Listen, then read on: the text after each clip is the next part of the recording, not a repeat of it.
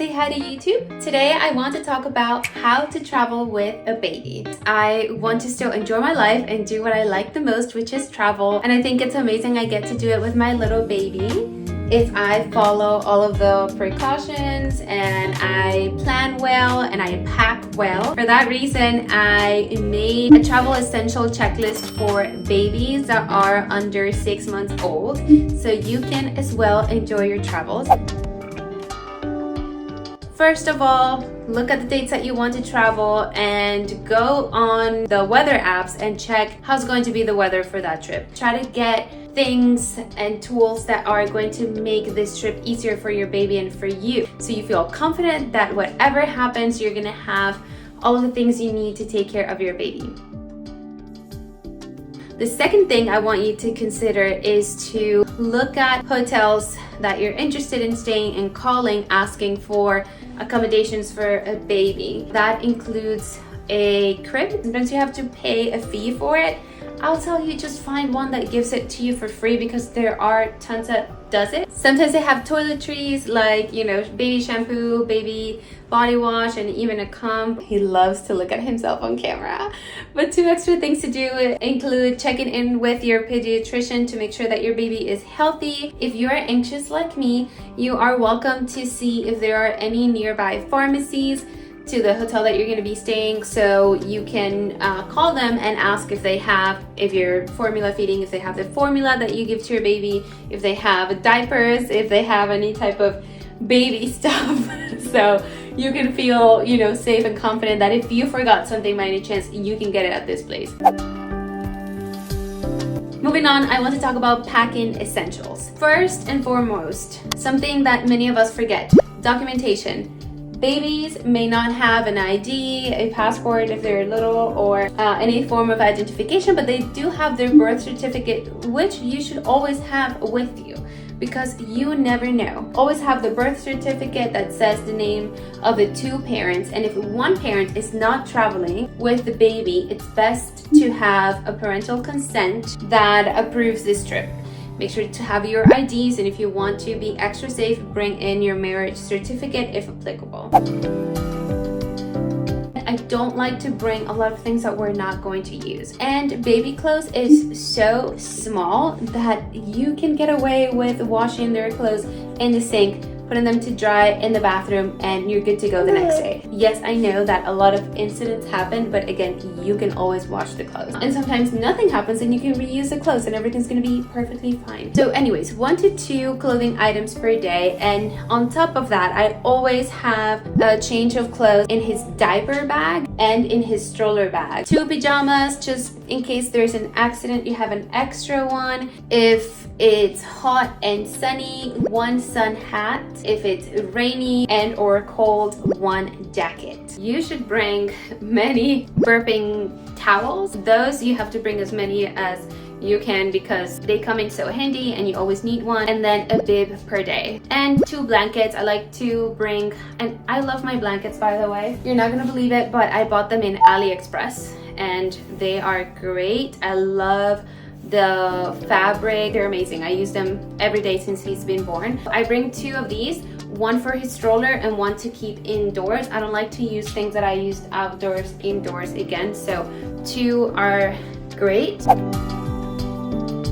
Depending on your baby, usually if they're under 6 months, you have 6 to 10 diaper changes a day. Do your math and get the amount of diapers that you need depending on how many days you're gonna be out. In my case, I like to keep it simple, and maybe this means that I brought extra stuff that I didn't need, because I definitely didn't need a full bag of diapers for 3 days. It was more simple for me to just put the diaper bag in my suitcase, and I had the space for it, so it was perfect. If you want to bring the exact diapers, just bring a Ziploc bag, or remember that there are always stores in places where you go where you can find diapers if you need any. About wipes, I'm going to show you the wipes that I use because I have them right here. I love them. I brought 3. By default, I have 1 in his diaper bag and 1 in his stroller diaper bag, and then I just put 1 in the suitcase. I think they're never extra. You always need them, and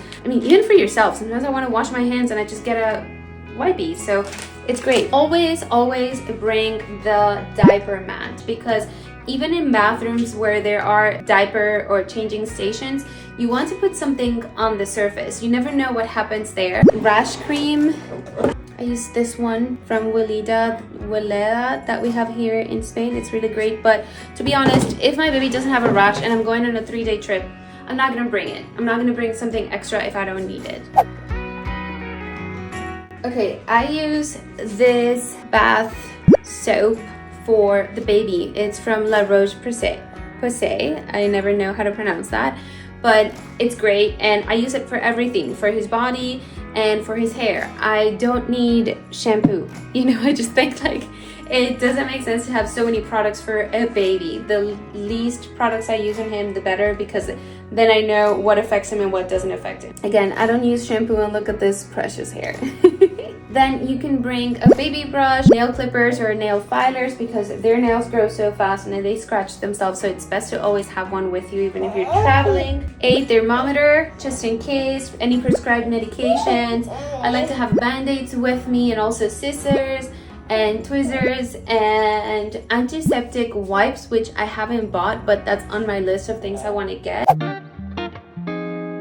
If you are breastfeeding, congratulations, you're an amazing mama. I know it's hard some days, but you're doing the best you can, and I'm sure you and your baby are very happy. In that case, you need minimal things. You're so lucky. You probably just need nursing bras and nursing pads and nursing cover if you like privacy, but that's about it. On the other hand, for moms that are formula feeding like moi, you have to bring a lot of stuff. And I'm going to tell you everything about my system, and I think it works, and I honestly love my system. This is, I think, complicated, but I'll do my best to explain it. To a trip, I would bring 4 baby bottles, plus the full box of formula that I put in a Ziploc bag with the scooper, plus this bad boy, which is a food dispenser. It has 4 layers, and then I am also bringing this water bottle that fills up 4 bottles of 180 ml. But this one I usually keep in the hotel, and you know those amazing machines, I don't know the name,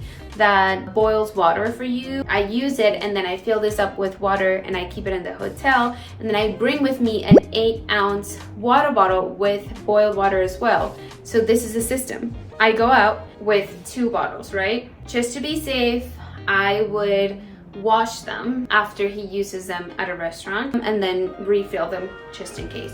But I keep 2 with me out, and then I keep 2 in the hotel that I use for night shifts and to rotate when I get to the hotel. In conclusion, 1 8-ounce water bottle, 1 liter water bottle, 4 baby bottles, and 1 food dispenser of 4 layers and the baby formula. That's all you need for feeding supplies. It's a lot, but I think it works great, and I'm never stressed about food because I know I always have water and food with me at all times, ready to go. Baby carrier. We made a mistake in our first trip, and we didn't bring the baby carrier because we thought we were bringing too much stuff. We only brought the stroller, and the problem is that you have to put the stroller away in the train, and then you are left with a baby that you have to carry with your own arms the whole trip, and it can get tiring, and sometimes you're in awkward, uncomfortable positions.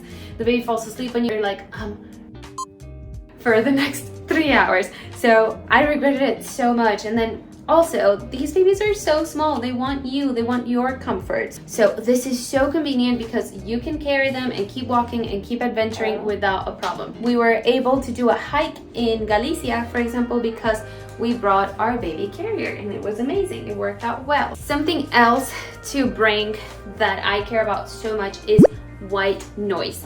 I use it at home regardless of traveling. I think it's amazing. It helps the baby sleep. I've been using it for years. Another amazing invention that I love, this mini fan.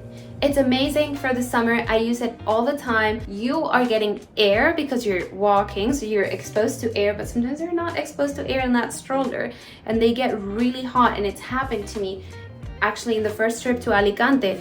I was so scared because he was sleeping and sleeping and sleeping for so long, and I was like, this is not normal. He should be hungry by now. I went to carry him from the stroller. He was so sweaty. I was terrified. Like, he was literally dripping. his whole body was full of sweat and he was sluggish, like so tired. And this is very dangerous for babies. You don't even understand how dangerous it is. So I feel much safer with the Finn. This is honestly for safety reasons at this point. Something else I bought for my trips is noise canceling headphones. You would think that they only need it for airplanes. The headphones are helpful even in trains because there is air pressure in trains. I didn't realize until I went on my first trip with him. It's a little complicated in the train because it's so sudden when there's that air pressure that you don't know when it's going to happen, and they get bothered by the headphones. Couldn't keep them the whole time, but I think it helped them the times that he used it.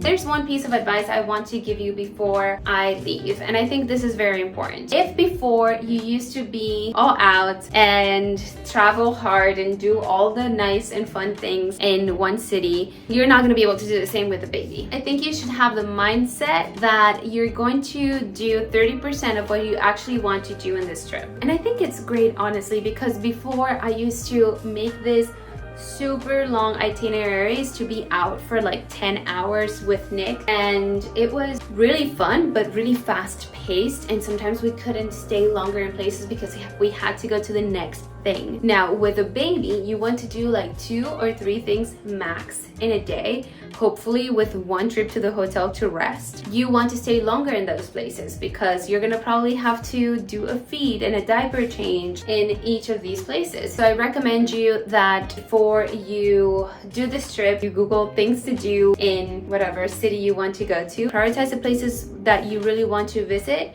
and make sure that you go also on Google Maps and trace how long it's going to take you to walk from place A to B, or how long of a ride it is. And please, please, please get taxi phone numbers for that city. Something that happened to us in Galicia, in A Coruña. Oh my god, this ruined my trip. I haven't made a video about A Coruña because of this reason, actually. We went to the Tower of Hercules and we were stuck there for 2 hours. We walked for 2 hours and we still couldn't find a taxi. Everyone would say no. We wasted so much time. We missed our dinner and it was just so stressful to not have a taxi phone number. Those are my expert tips on how to travel with a 6-month-old or younger. This one right here is 3 months old. Oh my god, he fell asleep. You see, the baby carriers are so amazing. Now I'm going to put this baby boy to sleep, so I'll talk to you soon.